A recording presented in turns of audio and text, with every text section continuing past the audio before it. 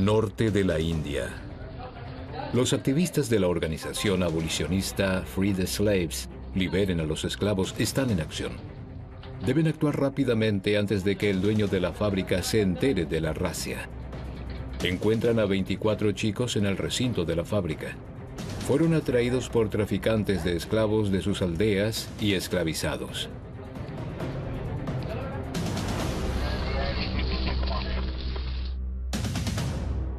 Creíamos que podríamos ganar dinero, pero todo lo que conseguimos fueron golpes. Trabajamos desde las 8 de la noche hasta las 8 de la mañana. Nos azotaban ante el menor error. Después de 200 años de lucha contra la esclavitud, está prohibida por ley en todos los países del mundo. Y sin embargo, existe en todas partes. La explosión demográfica, la pobreza y la impunidad han fomentado un sistema de esclavitud moderna.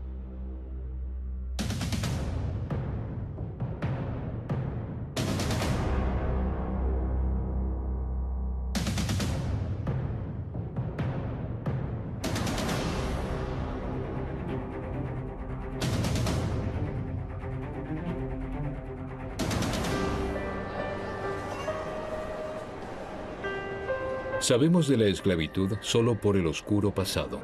Por supuesto que no creemos que sea un fenómeno aislado en algún lugar del mundo. También aquí hay numerosos informes sobre prostitución forzada, pero esas son las áreas de exclusión de nuestra sociedad. Nosotros jamás compraríamos productos hechos por esclavos, ¿verdad?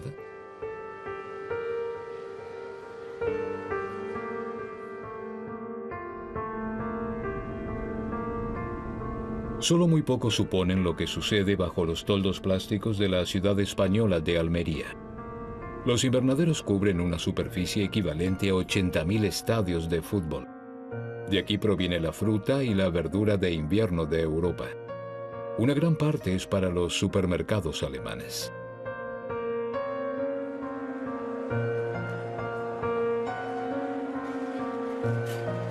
El dibujante y diseñador finlandés Ville Tietäväinen pudo mirar bajo los toldos plásticos y detrás de las bambalinas de nuestro mundo aparentemente perfecto.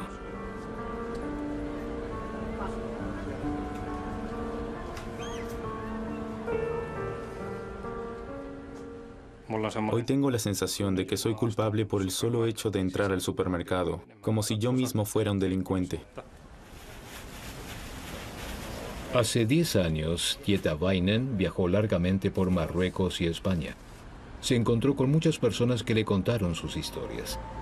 Eran historias de inmigrantes ilegales en busca de una vida mejor que se encontraron como esclavos bajo los toldos de plástico de Almería. De eso surgió un cómic estremecedor titulado Manos Invisibles. La travesía cuesta 2.500 euros. Se endeudan. Hipotecan su futuro con la esperanza de saldar la deuda rápidamente.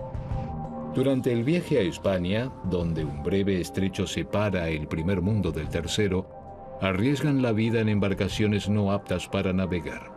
Allí termina para muchos el sueño de una vida mejor. Los que logran llegar a la Europa prometida a menudo terminan como esclavos en las enormes plantaciones de los invernaderos de Almería.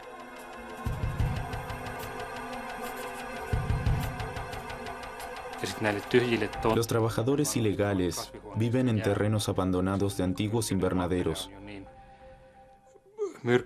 El suelo está completamente contaminado, envenenado con fertilizantes, sales y pesticidas que se han rociado allí durante décadas. Arman sus chozas con todas las cosas, la basura que encuentran allí.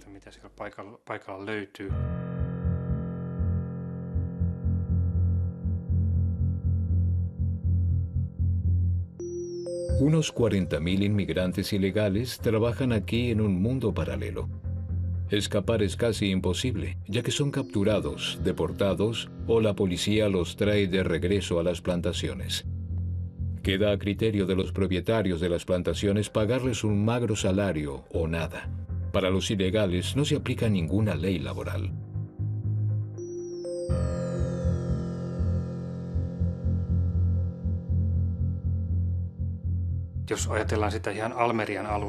En Almería, las autoridades, los propietarios de los invernaderos y los medios trabajan juntos. Controlan los medios de comunicación para que no informen sobre esta situación. Firman contratos, primero con las autoridades locales, después con los políticos locales, para que el corrupto mercado de los inmigrantes se mantenga en funcionamiento. El acceso está prohibido para gente ajena a las plantaciones. No quieren testigos. Tietäväinen distribuyó cámaras desechables y convenció a los trabajadores para que fotografiaran su situación.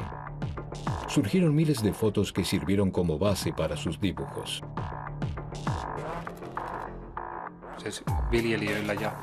Los dueños de las plantaciones y los traficantes de inmigrantes indocumentados tienen un acuerdo. Alguien adelanta el dinero para la travesía. Para un marroquí, una persona del norte de África o alguien que viene de más del sur, son sumas enormes. Estas deudas deben saldarlas con su trabajo. Para muchos, pasan años antes de poder enviar algo de dinero a casa. Algunos jamás lo logran. El que no puede trabajar más es deportado. Los trabajadores están obligados a rociar pesticidas sin ropa de protección. Las enfermedades están por doquier. Algunos mueren bajo los toldos de plástico de este mundo paralelo. No existe la atención médica, ni siquiera agua limpia. Las condiciones de higiene son desastrosas. Nada queda del paraíso soñado.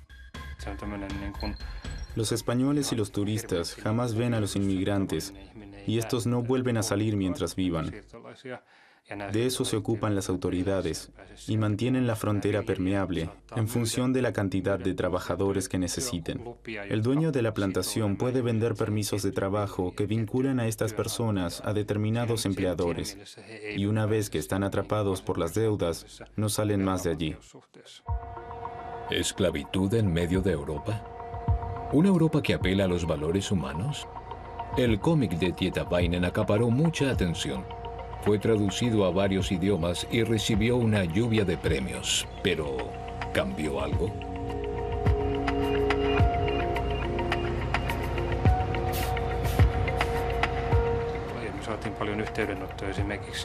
Recibimos una gran cantidad de comentarios de políticos europeos que querían saber dónde se puede obtener más información. Me aseguraron que el tema encabeza la lista de prioridades, pues deben asegurarse de que estas cosas no sucedan en Europa. ¿Y qué pasó? Por lo que sé, nada. ¿La esclavitud se convirtió en un elemento de la economía global? Existe en todo el mundo y los cómics al respecto llenarían una biblioteca completa.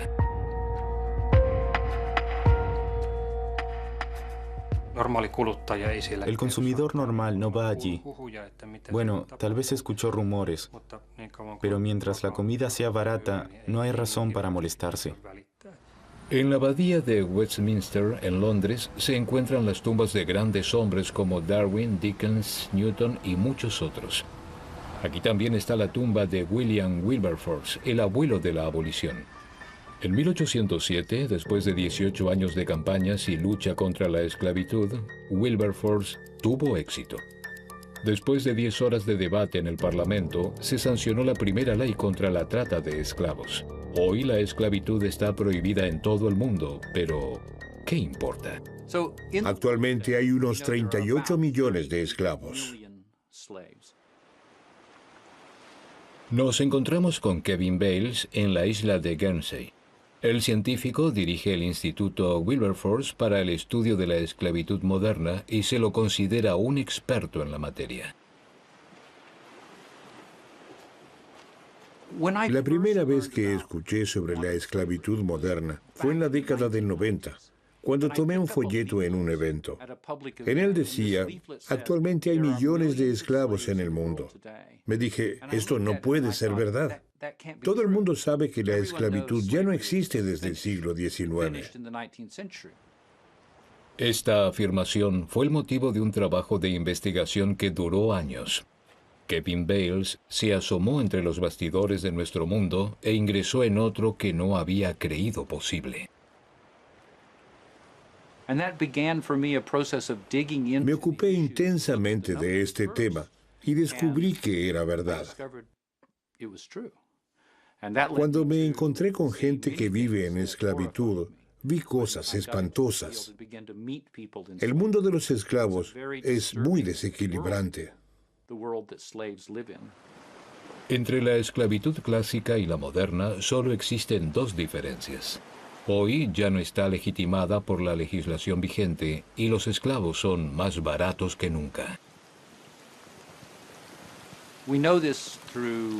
Sabemos por la historia que comprar un esclavo era muy caro. Era comparable con la compra de un camión o un tractor. Era una inversión significativa. Costaba mucho dinero y llevaba mucho tiempo amortizar esa inversión. Hasta había pólizas de seguro para proteger la mano de obra esclava, porque era una inversión que valía la pena. Por lo tanto, en los Estados Confederados, un esclavo costaba el equivalente a $30,000 estadounidenses como máximo. Actualmente, en algunas regiones del mundo, se consiguen esclavos por solo $50. La pobreza y la superpoblación crean una reposición permanente. Cuando ya no se los necesita, se los puede eliminar sin que generen pérdida. Recuerdo a niños que vi en Nepal que debían cargar rocas. Cuando se caen, se rompen una pierna, los dejan ahí tirados. Se deshacen de ellos porque llamar a un médico es demasiado costoso. Es más barato comprar un niño nuevo. Bales descubrió diversas formas de esclavitud en muchos países del mundo. Se ha convertido en un pilar de la economía global.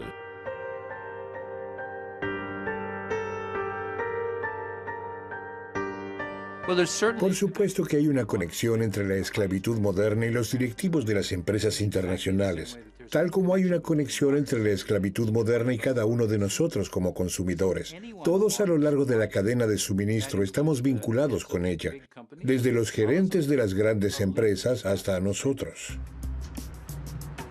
A India le gusta presentarse al mundo como un estado moderno, la democracia más grande, con crecimiento industrial y una floreciente clase media. Pero detrás de la fachada de la potencia económica de Asia se encuentra el más profundo medioevo. Se calcula que en India hay de 17 a 20 millones de esclavos. Las organizaciones benéficas indias hablan de hasta 60 millones. Son sobre todo los Dalit, los sin casta, quienes desde siempre han sido considerados esclavos naturales en la cultura india. Supriya Awasthi, activista de la Organización para la Liberación Free the Slaves, en una comunidad de antiguos esclavos. Estas personas tuvieron suerte. Hoy viven en libertad, pero la organización humanitaria lleva adelante una lucha casi desesperada contra un sistema de delincuencia, corrupción y esclavitud. En India, esta condición existe en burdeles y casas privadas, molinos de arroz, fábricas, canteras, en la agricultura y sobre todo en los hornos de ladrillo. En los hornos de ladrillo de India, la mano de obra esclava es total. Hay un 100% de esclavos. Esto es porque la industria es enorme y se controla con violencia y amenazas. Con el fin de controlar a cientos de personas, los propietarios de esclavos recurren a agresiones y matan a la gente en las fábricas de ladrillos. Los esclavos de las fábricas de ladrillo y muchas otras industrias son en su mayoría víctimas de la servidumbre por deudas. A menudo solo se trata de un préstamo de 10 o 20 euros. Generalmente se esclavizan familias enteras durante generaciones por medio del engaño de los tratantes de esclavos. La gente, analfabeta en su mayoría, pierde la cuenta de su supuesta deuda. La servidumbre por deudas está prohibida en India desde 1976, pero a nadie le importa. De esto se ocupan las autoridades corruptas, puesto que con ladrillos baratos se construyen fábricas baratas, que a su vez elaboran productos baratos. La esclavitud en las industrias locales crea una economía que culmina con productos de exportación a precios competitivos. Así es como definimos la esclavitud. Es todo aquel que está cautivo por la fuerza, que no recibe una paga o que recibe un salario por debajo del mínimo. Y eso es lo que vemos cuando realizamos nuestras operaciones de rescate, que a la gente no le pagan, se encuentran atrapados y son vigilados permanentemente. Las mujeres sufren abusos sexuales y los niños reciben golpes y también están obligados a trabajar. Entre 2013 y 2014, la organización liberó a más de 4.500 esclavos en India y llevó a juicio a 130 tratantes de esclavos. Las campañas de información como estas han de advertir acerca del peligro de la esclavitud. Pero la tarea más difícil es darles una perspectiva a los liberados. Algunos pueden regresar a sus lugares de origen, pero otros terminan nuevamente en cautiverio porque no tienen otra alternativa. O se esclavizan o mueren de hambre.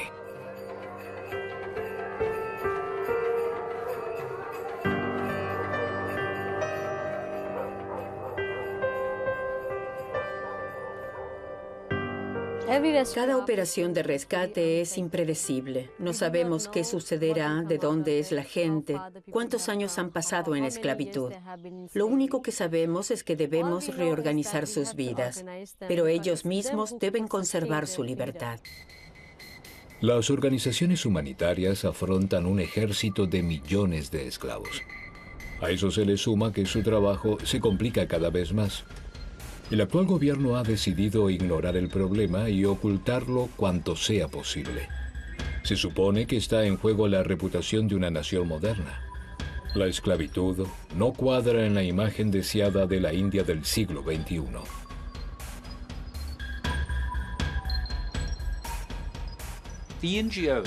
Las ONG que trabajan en todo el mundo contra la esclavitud son muy pequeñas, pero también son las más eficaces de todos los que apuestan al cambio. Si uno se pregunta quién libera a los esclavos, la mayoría no son liberados por las autoridades, sino por las ONG. Bajo la mirada de las autoridades, cada año se esclavizan decenas de miles de niños de los estados pobres del nordeste de India. Llegan en trenes los llamados trenes infantiles. Los traficantes ganan una comisión de unos 12 euros por niño.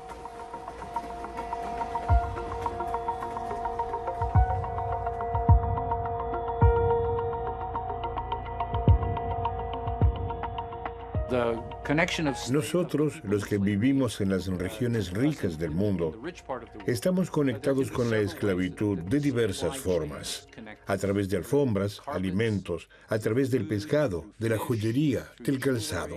En Europa Occidental hay una gran cantidad de productos que vienen de India y llegan aquí, hasta lápidas.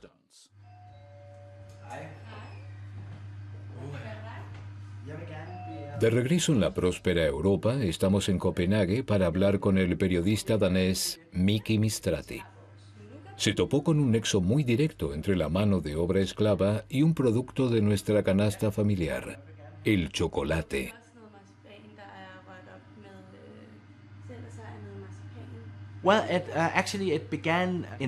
De hecho, todo comenzó en mi supermercado y conmigo como cliente. Fui a comprar chocolate y había 7 barras iguales, solo que de diferentes gustos. Una de ellas tenía un logo de comercio justo y me dije, de acuerdo, 7 barras de chocolate y una es de comercio justo. ¿Qué pasa con las otras? ¿Son de comercio injusto? En busca de las manos invisibles que cosechan el cacao para nuestro chocolate, Mistrati viajó a África Occidental. Costa de Marfil es el mayor productor de cacao del mundo. Alrededor del 80% del cacao del chocolate que se vende en los supermercados europeos proviene de aquí. Lo cosechan niños esclavos. Vienen de los países limítrofes, que son aún más pobres. Malí, Benín, Burkina Faso, Níger. Es decir, que los niños vienen de países que son aún más pobres. Y ese es el problema de la región.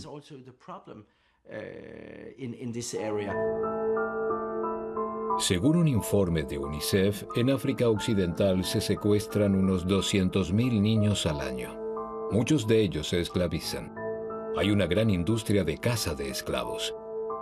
En el norte de Costa de Marfil hay mercados de esclavos no oficiales.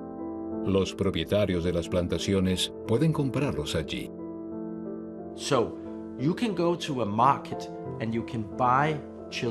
Puedes ir a un mercado y comprar niños, o también ir a una plantación, como hice yo.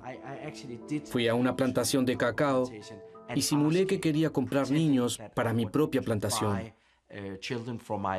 Y alguien me dijo, solo dime lo que necesitas y te conseguiré algunos niños de Burkina Faso. Le pregunté, ¿cuánto me costaría? Y me dijo sin vacilar, 230 euros. Así que puedes conseguir fácilmente niños a 230 euros para que trabajen gratis en tu plantación de cacao de África Occidental.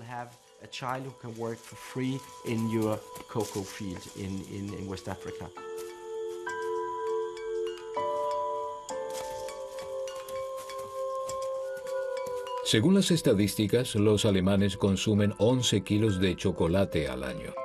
El cacao proviene principalmente de África Occidental, sobre todo de Ghana y Costa de Marfil.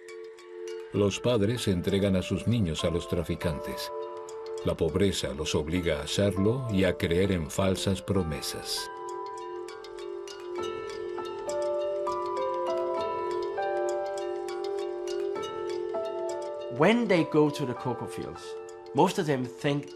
Cuando vienen a los campos de cacao, la mayoría piensa que recibirá un salario, pero no es así.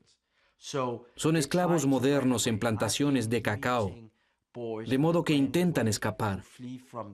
Me encontré con chicos que lograron huir. Eran de Malí y me contaron cómo los golpeaban todos los días, pero no pueden volver a casa porque allí no son bienvenidos. Esto hace la pobreza. Sus familias pensaban que en las plantaciones de cacao ganarían su propio dinero. En el llamado Protocolo del Cacao, grandes empresas como Nestlé y Mars se pusieron de acuerdo en el año 2001 para asegurar la erradicación del trabajo infantil en la industria del chocolate hasta el 2005. En el año 2010, Mistrati quiso verificar el cumplimiento de esta promesa. Nada había ocurrido. Las plantaciones seguían llenas de niños esclavos. Para su documental, Mistrati quiso la opinión de Nestlé, pero la empresa no se mostró interesada en darla.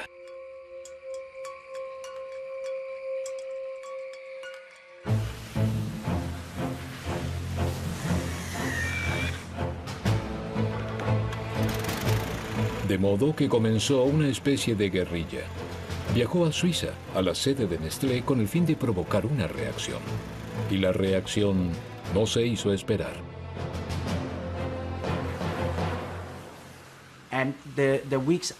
En las semanas sucesivas, recibí algunas llamadas de emisoras alemanas con las que trabajaba, porque la sede de Nestlé en Frankfurt las había contactado para tratar de impedir la difusión. Le preguntaron a la televisión alemana cómo pudimos rodar ese reportaje.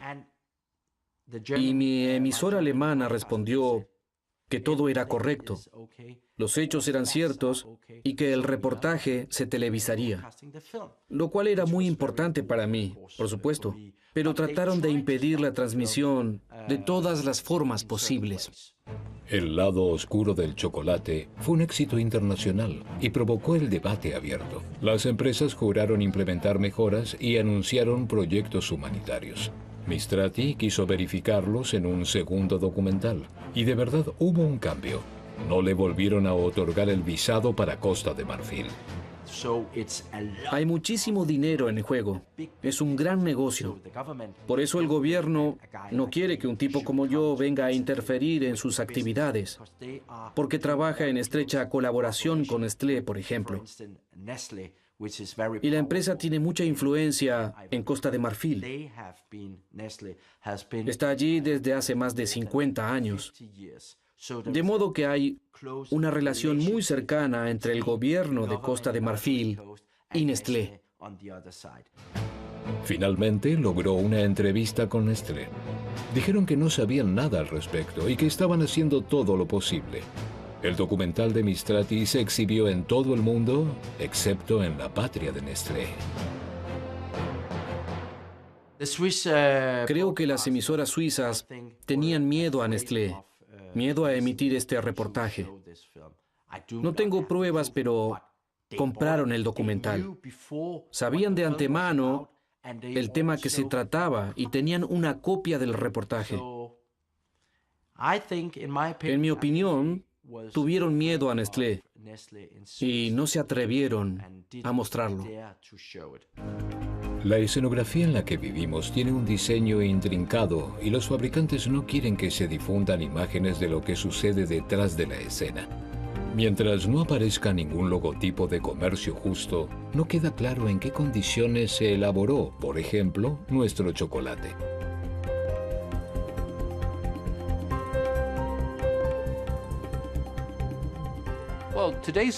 Actualmente la esclavitud es una parte integral de la economía mundial. Pero ¿por qué los esclavos son tan baratos? ¿Por qué el precio de un ser humano es tan bajo? ¿Por qué las personas son desechables? Una de las razones principales es la explosión demográfica mundial. En el pasado no había suficiente gente para esclavizar, por eso el precio era alto. Es una cuestión de oferta y demanda. En la actualidad, suponemos que hay unas 600 millones de personas en todo el mundo que corren el riesgo potencial de la esclavitud. Las investigaciones de ese tipo no son inofensivas. Así lo ejemplifica el caso del periodista francés Guy-André Kieffer, quien también investigó sobre el cacao en Costa de Marfil. Cuando quiso reunirse con un informante, fue secuestrado y desapareció sin dejar rastros. Su cuerpo jamás fue encontrado. Creo que es fácil reconocer que cuando se deja la gestión en manos del mercado, se hacen cargo las personas más crueles y brutales, porque esa es la forma de recaudar la mayor cantidad de dinero. Si no te importa si son niños o esclavos los que fabrican tus productos, o si se destruye el medio ambiente, entonces es más fácil hacer dinero. También en Copenhague nos encontramos con el cineasta Frank Piasecki Poulsen. Él se topó con el tema de la esclavitud a través de otro producto. En 2007 leyó un informe de la ONU acerca de un vínculo entre los teléfonos móviles y la guerra del Congo. Se trataba de las reservas de coltán de las minas africanas. El coltán es indispensable para la tecnología celular. Se podría hacer el mismo documental sobre los zapatos que uso, o los jeans, o la mayoría de nuestros alimentos. Para mí esto es solo un ejemplo de cómo nuestro modo de vida se basa en el sufrimiento ajeno. Poulsen hizo varios viajes a las minas más grandes y desacreditadas de Congo Oriental. Durante días caminó por senderos de la selva, por zonas despobladas. Un riesgo mortal. En realidad, una operación suicida. Funcionarios de la ONU le habían advertido varias veces que no se aventurara en esa área. En cierto modo fue como entrar a las puertas del infierno. Viajé a muchos países pobres. Trabajé mucho en los barrios marginales de Nairobi. He estado en diversas zonas de guerra, pero jamás había visto algo como esto. Era realmente el infierno en la tierra. Hace 5 años, esto era selva. Hoy trabajan aquí entre 15,000 y 20,000 personas. Como una vez Joseph Conrad describió la tortura, el asesinato y la locura movidos por la codicia por el marfil en su novela El corazón de las tinieblas, hoy es avidez por el coltán, del que se obtiene el tantalio. Las minas están controladas en gran parte por grupos mercenarios. También por unidades individuales del ejército congoleño que renunciaron al gobierno.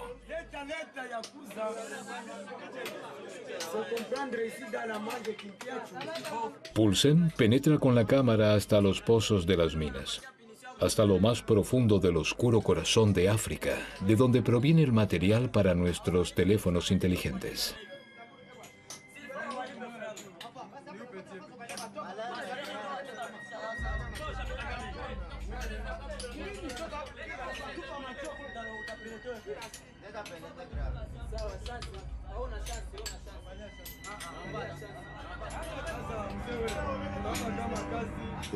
Los grupos armados controlan las minas y todo lo que entra y sale debe pagar impuestos, o lo que ellos llaman impuestos. Hay que pagar para entrar y para salir. Y el costo de vida en la zona minera es sumamente alto, porque todo se graba, la comida y todo lo que ingresa y se transporta a través de la jungla. De modo que el precio de una comida o una bebida es sumamente elevado. También hay que pagar mucho dinero por un lugar donde dormir. Por lo tanto, la gente no puede permitirse el lujo de volver a salir. Es una forma pérfida de esclavitud moderna. En algunas minas, los trabajadores reciben un salario mínimo que les permite alimentarse. Se quedan en parte por voluntad propia, pues carecen de cualquier otra alternativa de vida. En otras minas, los mantienen esclavizados con métodos violentos. Había niños pequeños de 11, 12 o 13 años de edad. Salían de estos agujeros y parecían obras de arte porque tenían el rostro cubierto de lodo. Cuando el lodo se secaba, parecían estatuas. Y hacían así con los ojos porque salían por primera vez al sol después de haber pasado días enteros bajo tierra. Los hoyos se rompen permanentemente y se derrumban. Nadie se toma la molestia de sacarlos, y así muere gente todos los meses en estos pozos. Al igual que su colega Mistrati, con el caso del chocolate, lo más difícil fue conseguir una entrevista con los fabricantes de teléfonos móviles. Poulsen probó con Nokia, una empresa que se presenta como líder de mercado socialmente responsable.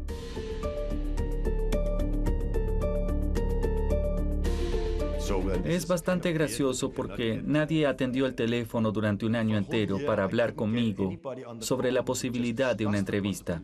Es un poco raro no poder comunicarse con nadie en una empresa de telefonía.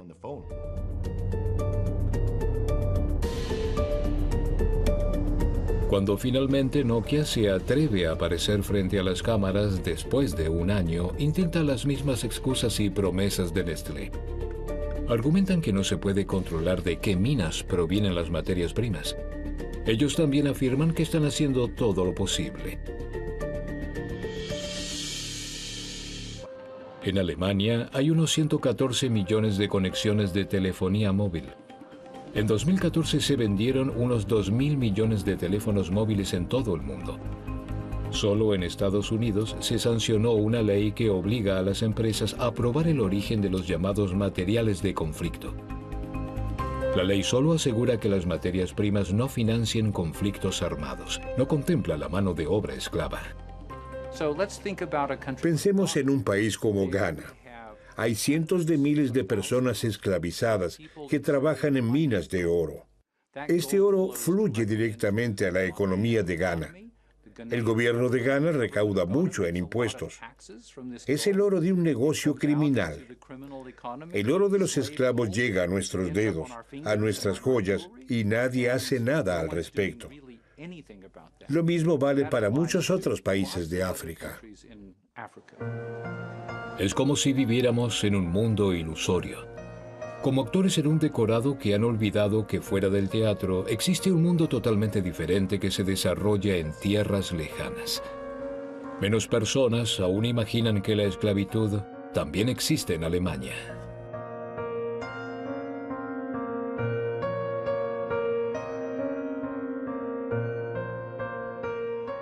Hablamos de condiciones similares a las de la esclavitud, es decir, que alguien ejerce tanto control sobre otra persona que puede forzarla a trabajar bajo determinadas circunstancias similares a las de la esclavitud, y el término penal para ello es trata de personas. Si en el pasado era principalmente la prostitución forzada, los investigadores se topan actualmente en Alemania con condiciones de esclavitud en la industria y en el sector de servicios. Los afectados son fundamentalmente un ejército de personas ilegales que viven en Alemania. Las autoridades judiciales y aduaneras parecen abrumadas ante la trata de personas. Los responsables están bien conectados. Las víctimas, amedrentadas por la violencia e ignorantes de sus derechos, a menudo se niegan a declarar. Entre tanto, sabemos de casos en una variedad de sectores de Alemania. Lo que se menciona una y otra vez, lo que se sabe, es la industria de la construcción, la cárnica, la gastronomía, el servicio doméstico y de enfermería. Pero también hay otros sectores. Tuvimos casos en un estudio de manicuría, en la extracción de turba o venta de periódicos. En el índice de esclavitud creado por Kevin Bales, Alemania aparece con unas 10.500 personas esclavizadas. Las autoridades alemanas solo han descubierto una fracción. Por ejemplo, en 2013 concluimos 51 procesos de indagatoria sobre trata con fines de explotación laboral y 425 de explotación sexual. Sabemos que solo es una parte muy pequeña de lo que representa la trata de personas en Alemania. Falsas promesas, secuestro de documentación, amenazas de violencia. Las víctimas liberadas son deportadas. Sobre todo, la protección de las víctimas sigue siendo un problema político, a pesar de que en la Unión Europea se adoptaron claras directivas. Quiere decir, como dice en ese documento de la Unión Europea, que las víctimas de trata de personas tienen derecho a una indemnización en Alemania. Si usted fue víctima aquí, el Estado debe compensarlo. Eso debe implementarse por ley y hasta ahora no es el caso. Christoph Strasser es delegado del gobierno federal alemán para la política de derechos humanos. Queremos que nos diga si se trató a nivel político el tema de los refugiados africanos esclavizados en las plantaciones de Almería. Debo decir que no tengo conocimiento del caso. El delegado de Derechos Humanos representa el compromiso voluntario del gobierno federal alemán de abogar por los derechos humanos en todo el mundo. Puede registrar una protesta, pero nada más. Acabo de regresar de Indonesia. Soy el primer político extranjero de alto rango que pudo volar a Papúa. Ya no sé cuándo oí por última vez algo sobre Papúa en los medios alemanes. En el contexto de proyectos industriales, ahora de Estados Unidos, se margina y se pisotea a la población indígena. No tienen derechos, reina la impunidad. Llego y observo la situación, se lo comunico a nuestros socios y dicen que hacen todo lo posible. Y así, día tras día. Lo mismo sucede todos los días en la oficina de German Watch. Aquí se ocupan de las cifras actuales de violaciones de derechos humanos de empresas alemanas en todo el mundo. Un estudio de la Universidad de Maastricht investigó una base de datos de acusaciones contra empresas. Es la base de datos de humanrights.org. Allí se recopilaron en los últimos 10 años 1.800 acusaciones contra empresas. 87 de ellas son alemanas. De modo que Alemania está en el 5º puesto de acusaciones contra empresas en relación con la violación de derechos humanos en la cadena de suministro. En 2011, Naciones Unidas sancionó principios rectores para la economía y los derechos humanos. En Alemania, su aplicación ha sido postergada hasta el momento. Esto ha de modificarse con el Plan de Acción Nacional acordado en 2014 titulado Empresas y Derechos Humanos. Sin embargo, hay resistencia de parte del ala empresarial conservadora del gobierno de coalición. Ellos apuestan al compromiso voluntario. Pero como demuestra la experiencia, los derechos humanos no estuvieron siempre subordinados cuando se trataba de intereses económicos o estratégicos. Ningún gobierno ha liderado jamás en materia de derechos humanos. Siempre corren detrás de ellos. Si nos fijamos en la historia de los gobiernos y de la esclavitud, descubrimos que en toda la historia de la humanidad, sobre todo en los últimos 200 años, la esclavitud nunca fue el tema más importante de un gobierno. De modo que si hay motivos diplomáticos, comerciales, políticos, militares para ignorar la esclavitud, los gobiernos la ignoran. Así es como el Reino Unido lideraba la abolición de la esclavitud en el siglo XIX, pero la industria textil inglesa elaboraba el algodón cosechado por los esclavos de los Estados Confederados. Las empresas arguían que estaban obligadas a comprar el algodón más barato para ser competitivos, y el gobierno representaba los intereses de la economía. Hubo una enorme controversia en torno a esto. Muchos opinaban que había que evitarlo. Otros decían que en el país era legal. Son los mismos argumentos que se esgrimen actualmente. Hay que comprarles a los países en vías de desarrollo, aun cuando es perjudicial para la gente. ¿No es una forma de ayudarlos? Y así sucesivamente. Si miramos un mapa mundial de la esclavitud moderna, se nos presenta una variedad alarmante de productos elaborados actualmente por esclavos. Bienes de consumo, servicios y materias primas incluidos en el flujo global de mercancías. Parte de un sistema económico mundial cuyos beneficiarios también somos nosotros. Para los esclavos del siglo XXI, Kevin Bales acuñó el término de personas desechables. Las personas como mercancía barata a la que se le niegan sus derechos. Bales considera que la responsabilidad es de la política global y, en definitiva, de las empresas que se benefician con la mano de obra esclava. Vi los cuerpos de esclavos asesinados en Brasil después de un mes de esclavitud. Vi los cadáveres de esclavos en India, asesinados porque querían ser libres. Creo que los gerentes de las empresas, donde la esclavitud es parte de la cadena de suministro, tienen mayor responsabilidad que los consumidores, porque sacan un provecho económico y viven de esos productos.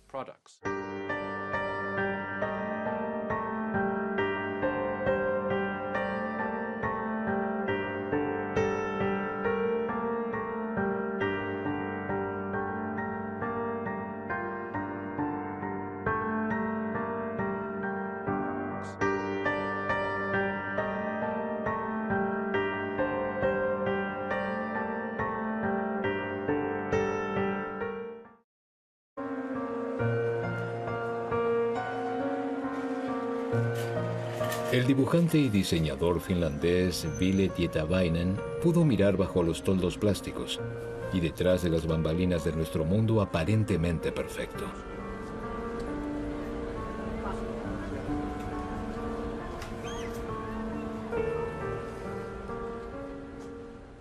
Hoy tengo la sensación de que soy culpable por el solo hecho de entrar al supermercado, como si yo mismo fuera un delincuente. Hace 10 años, Tietäväinen viajó largamente por Marruecos y España. Se encontró con muchas personas que le contaron sus historias. Eran historias de inmigrantes ilegales en busca de una vida mejor que se encontraron como esclavos bajo los toldos de plástico de Almería.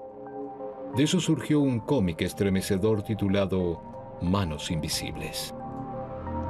La travesía cuesta 2.500 euros. Se endeudan. Hipotecan su futuro con la esperanza de saldar la deuda rápidamente. Durante el viaje a España, donde un breve estrecho separa el primer mundo del tercero, arriesgan la vida en embarcaciones no aptas para navegar. Allí termina para muchos el sueño de una vida mejor. Los que logran llegar a la Europa prometida a menudo terminan como esclavos en las enormes plantaciones de los invernaderos de Almería.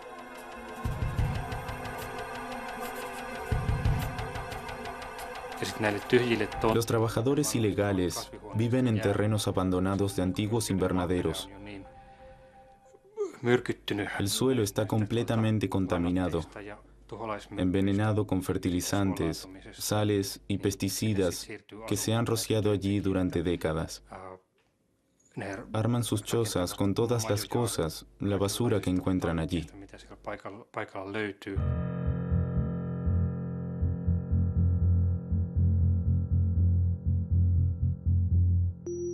Unos 40.000 inmigrantes ilegales trabajan aquí en un mundo paralelo. Escapar es casi imposible, ya que son capturados, deportados o la policía los puede vender permisos de trabajo que vinculan a estas personas a determinados empleadores, y una vez que están atrapados por las deudas, no salen más de allí. ¿Esclavitud en medio de Europa? ¿Una Europa que apela a los valores humanos? El cómic de Tietäväinen acaparó mucha atención. Fue traducido a varios idiomas y recibió una lluvia de premios. Pero, ¿cambió algo?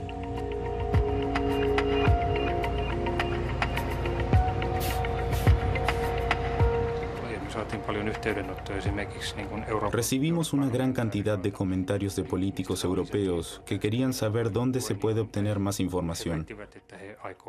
Me aseguraron que el tema encabeza la lista de prioridades, pues deben asegurarse de que estas cosas no sucedan en Europa. ¿Y qué pasó? Por lo que sé, nada. ¿La esclavitud se convirtió en un elemento de la economía global? Existe en todo el mundo y los cómics al respecto llenarían una biblioteca completa.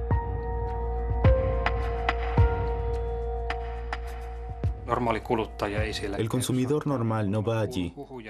Bueno, tal vez escuchó rumores, pero mientras la comida sea barata, no hay razón para molestarse.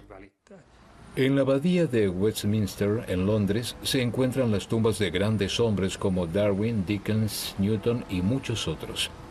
Aquí también está la tumba de William Wilberforce, el abuelo de la abolición. En 1807, después de 18 años de campañas y lucha contra la esclavitud, Wilberforce tuvo éxito.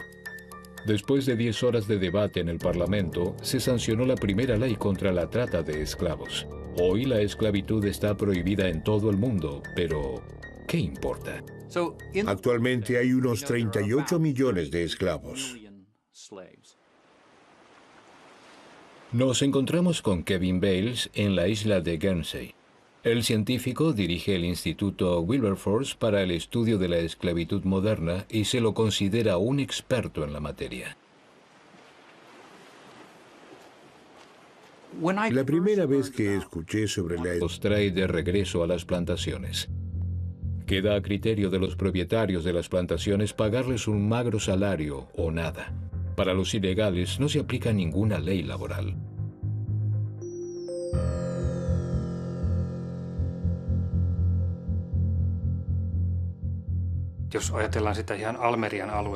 En Almería, las autoridades, los propietarios de los invernaderos y los medios trabajan juntos. Controlan los medios de comunicación para que no informen sobre esta situación. Firman contratos, primero con las autoridades locales, después con los políticos locales, para que el corrupto mercado de los inmigrantes se mantenga en funcionamiento. El acceso está prohibido para gente ajena a las plantaciones. No quieren testigos. Tietäväinen distribuyó cámaras desechables y convenció a los trabajadores para que fotografiaran su situación. Surgieron miles de fotos que sirvieron como base para sus dibujos.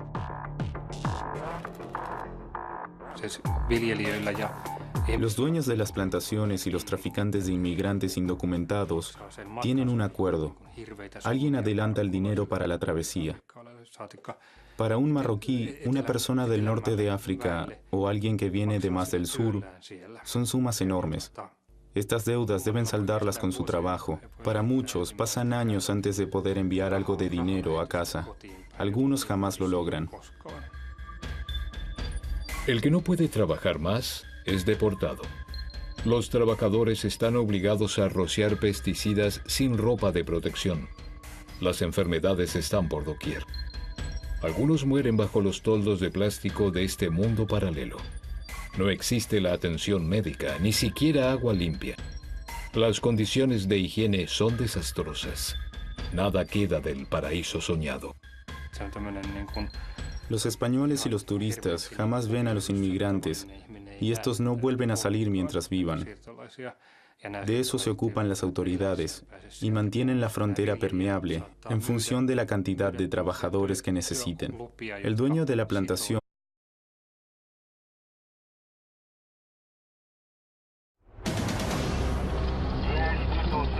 Norte de la India. Los activistas de la organización abolicionista Free the Slaves, Liberen a los esclavos, están en acción.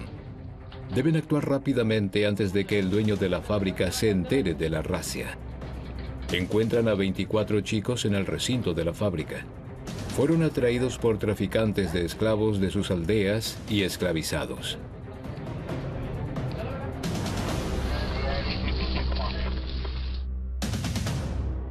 Creíamos que podríamos ganar dinero, pero todo lo que conseguimos fueron golpes.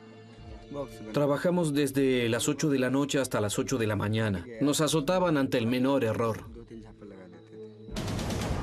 Después de 200 años de lucha contra la esclavitud, está prohibida por ley en todos los países del mundo. Y sin embargo, existe en todas partes. La explosión demográfica, la pobreza y la impunidad han fomentado un sistema de esclavitud moderna.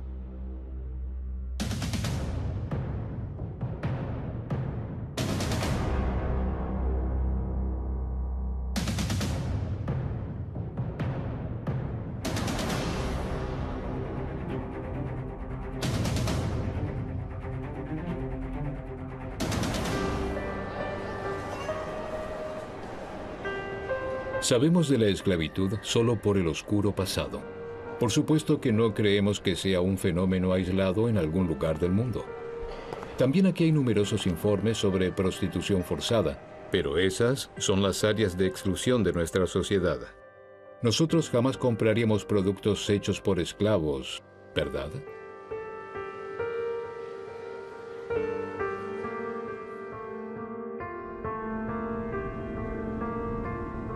Solo muy pocos suponen lo que sucede bajo los toldos plásticos de la ciudad española de Almería. Los invernaderos cubren una superficie equivalente a 80.000 estadios de fútbol. De aquí proviene la fruta y la verdura de invierno de Europa. Una gran parte es para los supermercados alemanes. La esclavitud moderna fue en la década del 90. Cuando tomé un folleto en un evento, en él decía, actualmente hay millones de esclavos en el mundo. Me dije, esto no puede ser verdad. Todo el mundo sabe que la esclavitud ya no existe desde el siglo XIX. Esta afirmación fue el motivo de un trabajo de investigación que duró años. Kevin Bales se asomó entre los bastidores de nuestro mundo e ingresó en otro que no había creído posible. Me ocupé intensamente de este tema y descubrí que era verdad. Cuando me encontré con gente que vive en esclavitud, vi cosas espantosas. El mundo de los esclavos es muy desequilibrante. Entre la esclavitud clásica y la moderna solo existen dos diferencias. Hoy ya no está legitimada por la legislación vigente y los esclavos son más baratos que nunca. Sabemos por la historia que comprar un esclavo era muy caro. Era comparable con la compra de un camión o un tractor. Era una inversión significativa. Costaba mucho dinero y llevaba mucho tiempo amortizar esa inversión. Hasta había pólizas de seguro para proteger la mano de obra esclava, porque era una inversión que valía la pena. Por lo tanto, en los Estados Confederados, un esclavo costaba el equivalente a $30,000 estadounidenses como máximo. Actualmente, en algunas regiones del mundo, se consiguen esclavos por solo $50. La pobreza y la superpoblación crean una reposición permanente. Cuando ya no se los necesita, se los puede eliminar sin que generen pérdida. Recuerdo a niños que vi en Nepal que debían cargar rocas. Cuando se caen, se rompen una pierna Los dejan ahí tirados. Se deshacen de ellos porque llamar a un médico es demasiado costoso.